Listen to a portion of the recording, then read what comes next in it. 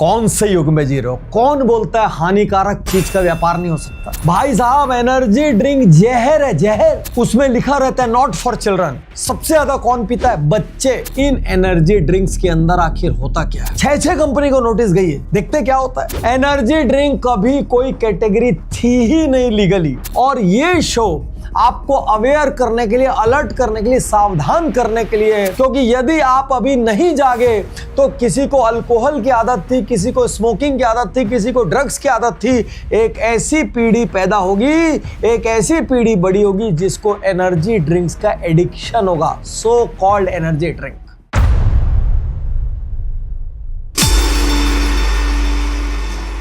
साथियों, जितने भी दावे एनर्जी ड्रिंक्स की कंपनी करती है, अधिकांशतः भ्रामक है। अभी 1 जुलाई 2026 को FSSAI ने 6 कंपनियों को नोटिस भेजा। ये 6 कंपनियां वो थी जिनका अधिकांश युवा वर्ग दीवाना है, जो हिंदुस्तान में सबसे ज्यादा सेल करती हैं, जो सबसे ज्यादा मार्केटिंग और एडवर्टीजमेंट करती हैं, और जो हर छोटी से बड़ी दुकान यहां तक कि पान ठेलों में मिलता है। फसाई ने इनसे कहा, भाई एनर्जी ड्रिंक कोई नोटिफाइड कैटेगरी नहीं है, ऐसी कोई कैटेगरी सरकार ने जन्म ही नहीं दी, ऐसी कोई कैटेगरी फसाई ने मार्क ही नहीं की। तुम कहां से ये कैटेगरी ढूंढ के लाए और कहां से एनर्जी ड्रिंक को अपने कैन पर छापने लगे? सोचो, एक कैटेगरी है ही नहीं, लेकिन सरकार की नाक के नीचे से उस कैटेगरी ने हजारों करोड़ का धंधा बना लिया। सरकार का दूसरा डंडा, जितने क्लेम आप कर रहे हो, कोई क्लेम साइंटिफिकली प्रूवन ही नहीं। ये सारे क्लेम करने की आपको लीगली इजाजत ही नहीं। किन्हीं भी लॉज बाय लॉज के लूप होल का इस्तेमाल करके भी आप ये क्लेम नहीं कर सकते। क्लेम किस टाइप के? Enhances focus, boost energy, increases Vitality. भाई साहब, ये क्लेम कहां से लेकर आए? और इन भ्रामक क्लेम्स के तहत लोग बरगला जाते हैं, वो इन ड्रिंक्स को लेते हैं, साइकोलॉजिकली वो वैसा ही महसूस करते हैं। जबकि सच क्या है? इनमें से अधिकांश में कैफीन, जो एडिनोसिन को ब्लॉक कर देता है, उस स्विच को बंद कर देता है, जिससे ऐसा लगता है कि थकान गायब हो गई है, लेकिन एनर्जी नहीं मिलती। इनमें से अधिकांश एनर्जी ड्रिंक्स अपने क्लेम्स की पुष्टि नहीं कर सकते। अब इन सब को सरकार को जवाब देना है, और तुकाराम मुंडे टाइप का यदि कोई अधिकारी आया और यदि उनका ट्रांसफर नहीं हुआ तो इनमें से 2-4 पे ताले लगने चाहिए। जितने लोग ये सोचते हैं, यार जो प्रोडक्ट सामने सामने हानिकारक नजर आता हो, जो शरीर को, माइंड को, सबको नुकसान करता हो, वो धंधा बड़ा नहीं हो सकता। नहीं, कस्टमर को यदि समझ में नहीं आएगा तो वो भी धंधा बड़ा हो सकता है। आइए देखते हैं रेड बुल ग्लोबली कितना व्यापार करता है। रेड बुल ने 2025 में लगभग 14 अरब कैन बेचे। 14 अरब, लगभग 12 बिलियन यूरो का बिजनेस किया। और सबसे खास बात क्या है? रेड बुल की कोई मैन्युफैक्चरिंग यूनिट, उसका कोई मेजर इंफ्रास्ट्रक्चर नहीं है। वो कॉन्ट्रैक्ट मैन्युफैक्चरिंग पे अपने ड्रिंक बनवाती है और मैक्सिमम पैसा ब्रांडिंग में लगाती है। बल्कि बहुत सारी रिपोर्ट्स में रेड बुल अपने को बेवरेजेस कंपनी बुलाने की जगह मीडिया कंपनी बुलाती है। अब चूंकि रेड बुल एनर्जी की बात करती है, फिटनेस की बात करती है, एस्पिरेशन की बात करती है, यूथ की बात करती है, तो रेड बुल अधिकांशतः स्पोर्ट्स के जरिए खुद को प्रमोट करती है। एक तरीके से वो स्पोर्ट्स को तमाशा बना देती है। इसीलिए आप रेड बुल को फुटबॉल में देखोगे, इसीलिए रेड बुल को आप रेसिंग में देखोगे, एक्सट्रीम स्पोर्ट्स में देखोगे, यहां तक कि आप उसको स्पेस जंप में देखोगे। जो भी चीज वेस्टर्न कंट्रीज में हिट होती है, gradually over a period of time वो इंडिया में फॉलो होती है। जब वेस्टर्न कंट्रीज में बहुत ज्यादा कल्चर एनर्जी ड्रिंक का बढ़ने लगा, तो स्वाभाविक था कि कोई इंडियन कंपनी इसको लॉन्च करती। अब इसको ध्यान से समझिए, रेड बुल का रेट 100 रुपीज प्लस था। इसका मतलब जो कैपेबल इंडियन था, जो अफोर्ड कर सकता था, वो रेड बुल को लेता था।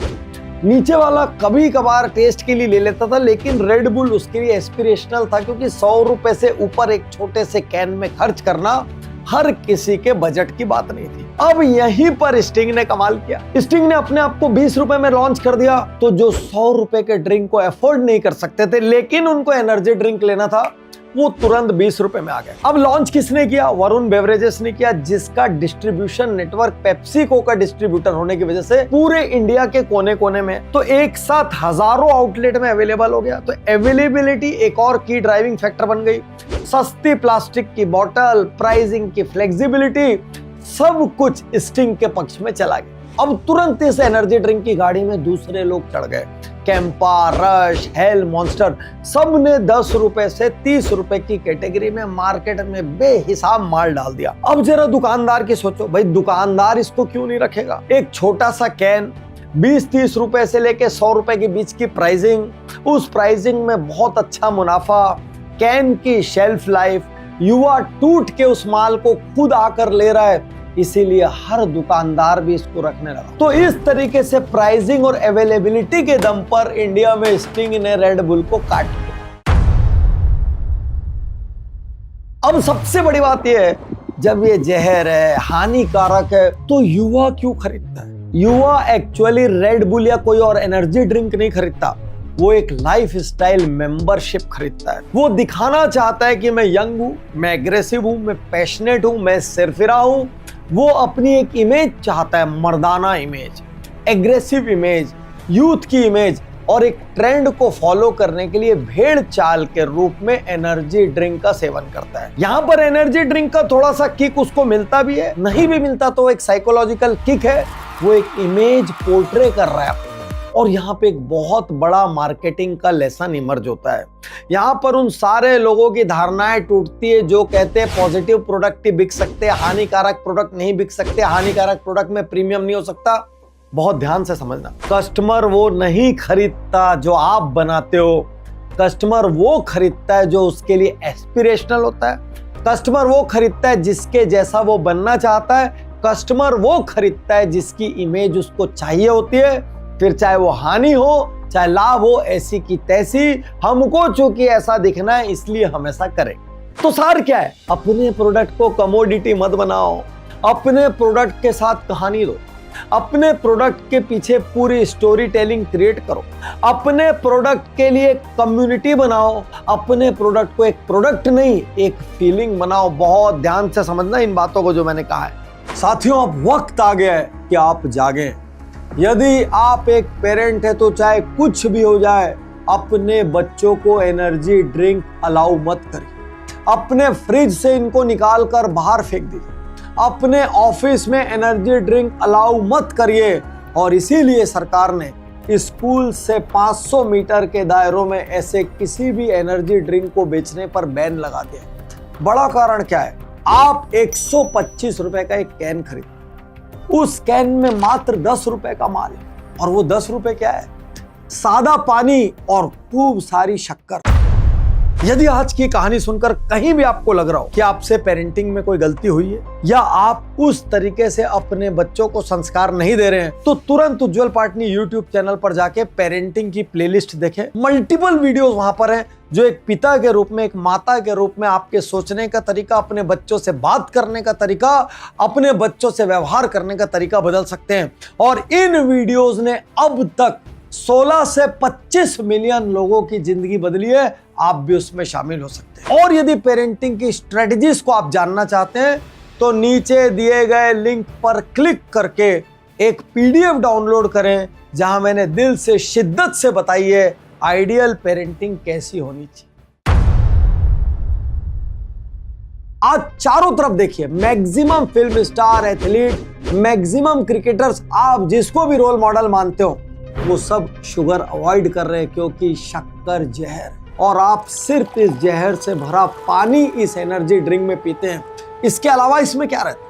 यदि इनकी इंग्रेडिएंट लिस्ट को आप पढ़ेंगे तो उसमें क्या होता है? पानी, चीनी, जैसा मैंने अभी आपको बताया। उसके अलावा कैफीन, मैं ऑलरेडी आपको बता चुका हूं कि कैफीन एक स्विच को बंद कर देता है जिससे आपको लगता है कि थकान चली गई, लेकिन वो केवल साइकोलॉजिकल इंपैक्ट है, उसकी वजह से एनर्जी फिर से वापस नहीं आती।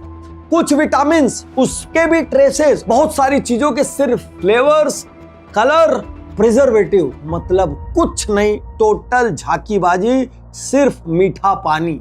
और दुकानदार इसको क्यों बेच रहे हैं? अरे यार, उनका स्वार्थ है। इतना छोटा सा कैन, हाई शेल्फ लाइफ, लोग खुद आकर मांगते हैं, मार्जिन उसमें बहुत ज्यादा होती है, दुकानदार इसको क्यों नहीं बेचे? कंपनी इसको क्यों बेच रही है? कंपनी को भर भर के इसमें प्रॉफिट है, सिर्फ उसको ब्रांडिंग करना है, एक इमेज क्रिएट करना है।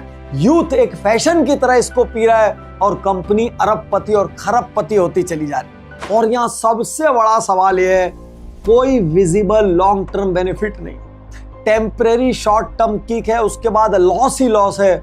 उसके बावजूद आप इसको क्यों पी रहे हैं? आप इसको सिर्फ फीलिंग के लिए पी रहे हैं, आप इसको सिर्फ इमेज के लिए पी रहे हैं, आप इसको सिर्फ एक भेड़ चाल का हिस्सा बनने के लिए पी रहे हैं। मैं सारी रेगुलेटरी बॉडीज से रिक्वेस्ट करूंगा, आपके अपने बच्चों के लिए, भारत के बच्चों के लिए, भारत के युवाओं के लिए, जिस तरीके से अल्कोहल की डायरेक्ट एडवर्टीजमेंट बंद है, उसी तरीके से एनर्जी ड्रिंक्स की डायरेक्ट एडवर्टीजमेंट को बंद किया जाए। जिस तरीके से फिल्म स्टार्स, क्रिकेटर्स अल्कोहल या और दूसरे एडिक्टिव सब्सटेंसेस की ऐड नहीं कर सकते, उसी तरीके से इन एडवर्टीजमेंट्स में भी उनका पार्टिसिपेशन बंद किया जाए, क्योंकि यूथ ब्लाइंडली अपने आइकन्स को फॉलो करता है। यदि कोई दुकानदार, डीलर, डिस्ट्रीब्यूटर किसी भी रूप में बच्चों को बेचता हुआ दिख जाए, किसी भी establishment, educational establishment, religious establishment के आसपास इसको बेचता हुआ दिख जाए, उसका लाइसेंस रद्द कर दिया जाए।